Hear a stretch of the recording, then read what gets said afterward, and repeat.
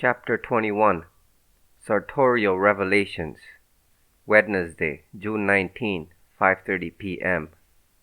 The housekeeper regarded our visit that afternoon with marked uneasiness. Though she was a large, powerful woman, her body seemed to have lost some of its strength, and her face showed signs of prolonged anxiety. Snitkit informed us, when we entered, that she had carefully read every newspaper account of the progress of the case, and had questioned him interminably on the subject. She entered the living room with scarcely an acknowledgment of our presence, and took the chair Vance placed for her like a woman resigning herself to a dreaded but inevitable ordeal. When Vance looked at her keenly, she gave him a frightened glance and turned her face away, as if, in the second their eyes met, she had read his knowledge of some secret she had been jealously guarding. Vance began his questioning without prelude or protasis. "Mrs. Platz, was Mr. Benson very particular about his toupee, that is? Did he often receive his friends without having it on?" The woman appeared relieved. "Oh no, sir, never." "Think back, Mrs. Platz. Has Mr. Benson ever, to your knowledge, been in anyone's company without his toupee?" She was silent for some time, her brows contracted. "Once I saw him take off his wig and show it to Colonel Ostrander, an elderly gentleman who used to call here very often. But Colonel Ostrander was an old friend of his. He told me they lived together once." "No one else?" Again she frowned thoughtfully. "No," she said after several minutes. "What about the tradespeople?" "He was very particular about them. And strangers too," she added. "When he used to sit in here in the hot weather without his wig, he always pulled the shade on that window." She pointed to the one nearest the hallway. "You can look in it from the steps." "I'm glad you brought up that point," said Vance. "And anyone standing on the steps could tap on the window or the iron bars and attract the attention of anyone in this room?" "Oh, yes, sir, easily. I did it myself once, when I went on an errand and forgot my key. It's quite likely, don't you think, that the person who shot Mr. Benson obtained admittance that way?" "Yes, sir." She grasped eagerly at the suggestion. "The person would have had to know Mr. Benson pretty well to tap on the window instead of ringing the bell. Don't you agree with me, Mrs. Platz?"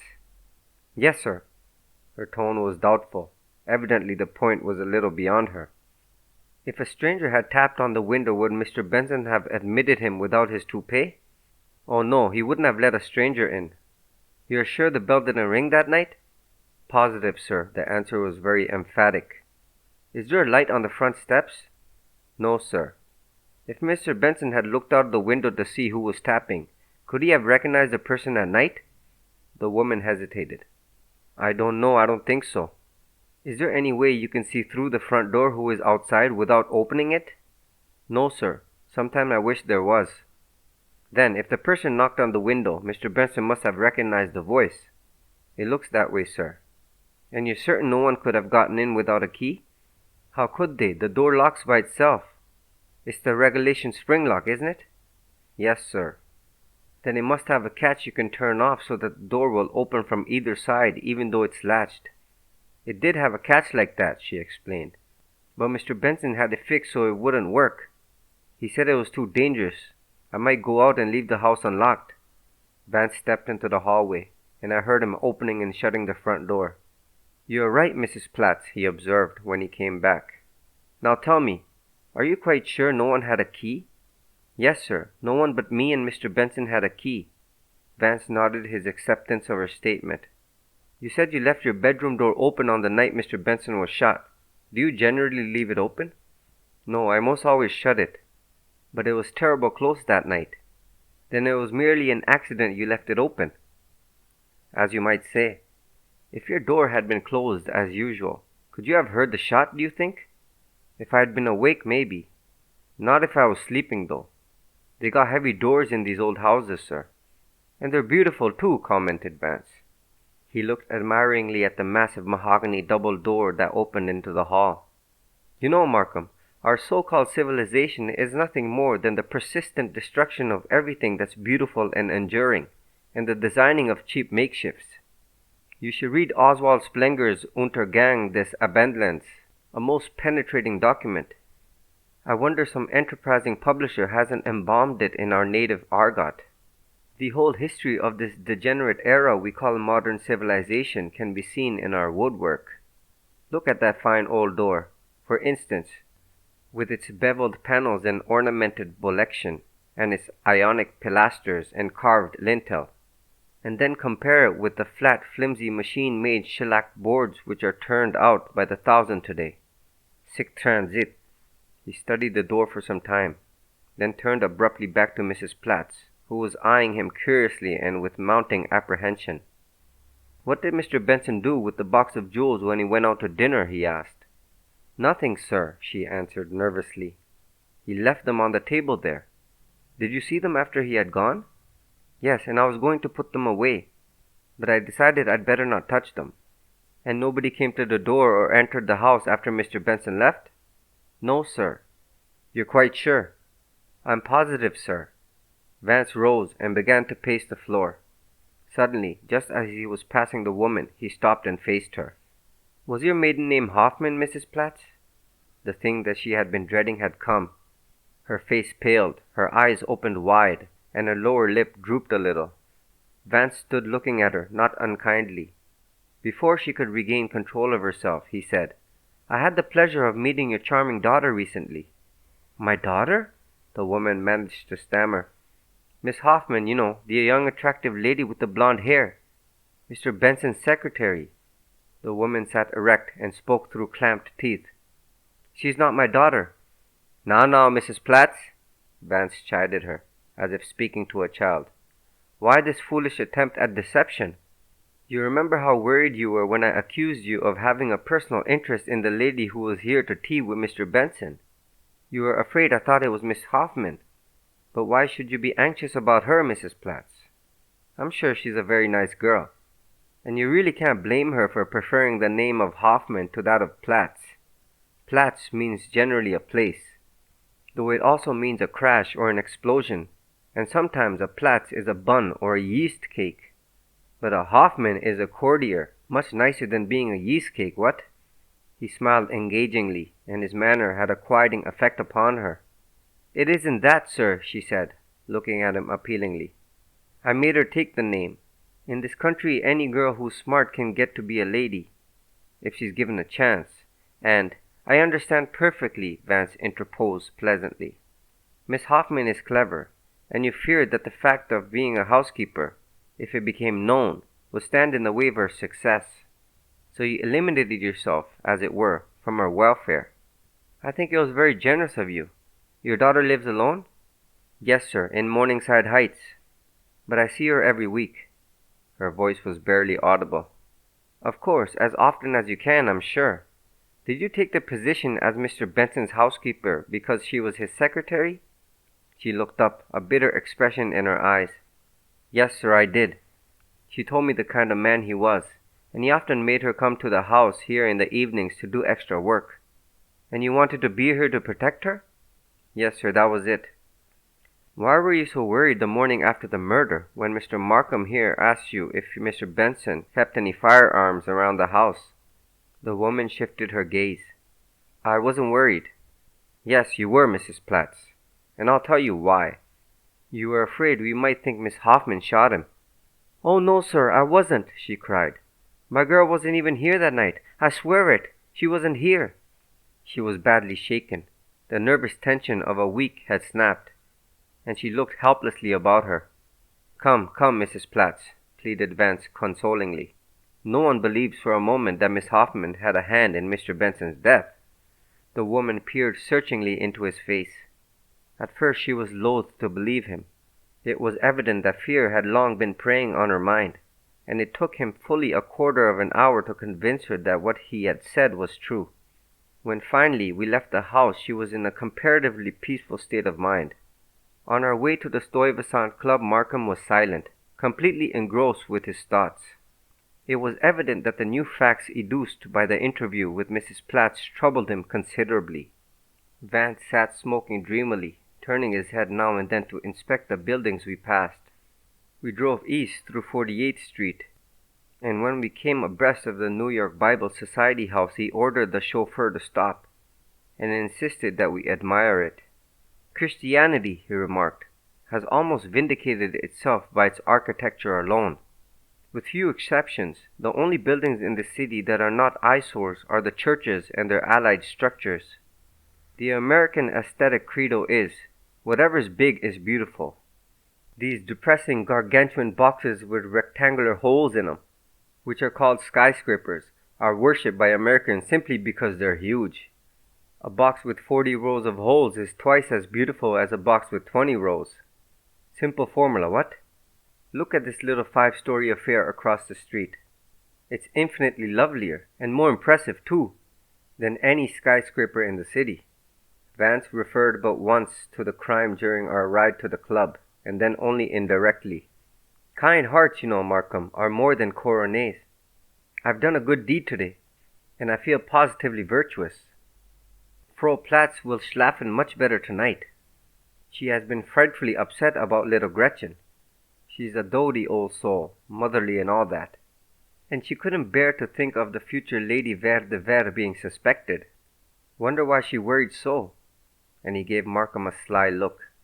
Nothing further was said until after dinner, which we ate in the roof garden. We had pushed back our chairs and sat looking out over the treetops of Madison Square. Now, Markham, said Vance, give over all prejudices and consider the situation judiciously, as you lawyers euphemistically put it.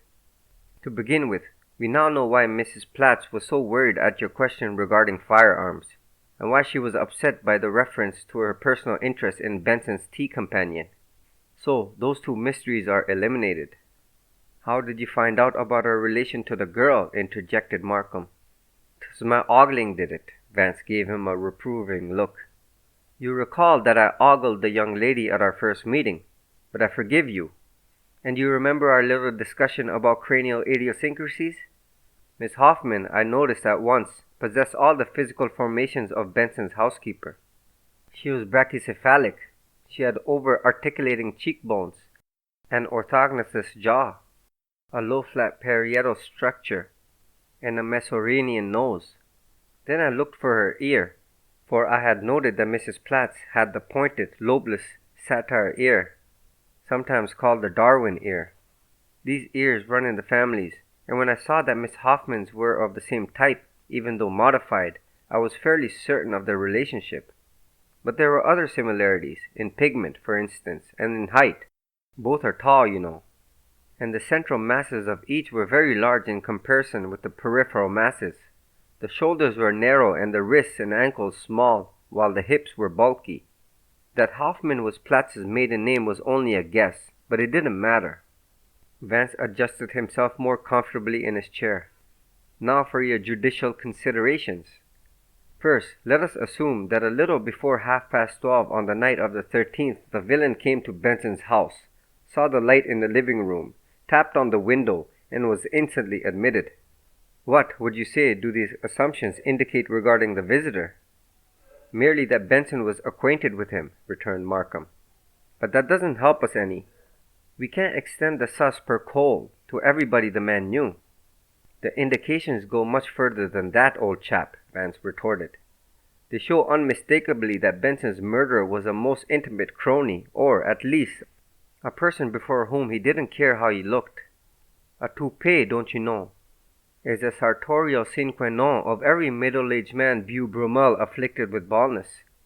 You heard Mrs. Platz on the subject. Don't you think for a second that Benson, who hid his hirsute deficiency even from the grocer's boy, would visit with a mere acquaintance thus bereft of his crown and glory? And besides being thus denuded, he was without his full complement of teeth. Moreover, he was without collar or tie, and attired in an old smoking jacket and bedroom slippers. Picture the spectacle, my dear fellow. A man does not look fascinating without his collar or with his shirt band and gold stud exposed. Thus attired, he is the equivalent of a lady in curl papers. How many men do you think Benson knew with whom he would have sat down to a tete-a-tete in this undressed condition? 3 or 4, perhaps, answered Markham. But I can't arrest them all. I'm sure you would if you could, but it won't be necessary. Vance selected another cigarette from his case and went on. There are other helpful indications, you know. For instance, the murderer was fairly well acquainted with Benson's domestic arrangements. He must have known that the housekeeper slept a good distance from the living room, and would not be startled by the shot if her door was closed as usual. Also, he must have known that there was no one else in the house at that hour. And another thing, don't forget that his voice was perfectly familiar to Benson. If there had been the slightest doubt about it, Benson would not have let him in view of his natural fear of housebreakers, and with the captain's threat hanging over him. That's a tenable hypothesis. What else? The jewels, Markham. Those orators of love. Have you thought of them? They were on the center table when Benson came home that night, and they were gone in the morning. Wherefore, it seems inevitable that the murderer took them, eh what? And may they not have been one reason for the murderer's coming there that night? If so, who of Benson's most intimate personae grate knew of their presence in the house? And who wanted them particularly? Exactly, Vance. Markham nodded his head slowly. You've hit it. I've had an uneasy feeling about Fife right along. I was on the point of ordering his arrest today when Heath brought word of Leacock's confession. And then, when that blew up, my suspicions reverted to him. I said nothing this afternoon because I wanted to see where your ideas had led you. What you've been saying checks up perfectly with our own notions. Fife's our man. He brought the front legs of his chair down suddenly. And now, damn it, you've let him get away from us. Don't fret, old dear, said Vance. He's safe with Mrs. Fife, I fancy. And anyhow, your friend, Mr. Ben Hanlon, is well versed in retrieving fugitives. Let the harassed Leander alone for the moment. You don't need him tonight, and tomorrow you won't want him. Markham wheeled out. What's that? I won't want him? And why, pray? Well, Vance explained indolently, he hasn't a congenial or lovable nature, has he? And he's not exactly an object of blinding beauty. I shouldn't want him around me more than was necessary, don't you know? Incidentally, he's not guilty. Markham was too nonplussed to be exasperated. He regarded Vance searching for a full minute. I don't follow you, he said. If you think Fife's innocent, who, in God's name, do you think is guilty? Vance glanced at his watch. Come to my house tomorrow for breakfast, and bring those alibis you asked Heath for, and I'll tell you who shot Benson. Something in his tone impressed Markham. He realized that Vance would not have made so specific a promise unless he was confident of his ability to keep it. He knew Vance too well to ignore or even minimize his statement. Why not tell me now, he asked. Awfully sorry, you know, apologized Vance. But I'm going to the Philharmonic special tonight. They're playing César Frank's D minor, and Stransky's temperament is eminently suited to its diatonic sentimentalities. You'd better come along, old man. Soothing the nerves and all that. Not me, grumbled Markham. What I need is a brandy and soda. He walked down with us to the taxicab. Come at 9 tomorrow, said Vance, as we took our seats. Let the office wait a bit, and don't forget to phone Heath for those alibis. Then, just as we started off, he leaned out of the car. And I say, Markham, how tall would you say Mrs. Platz is?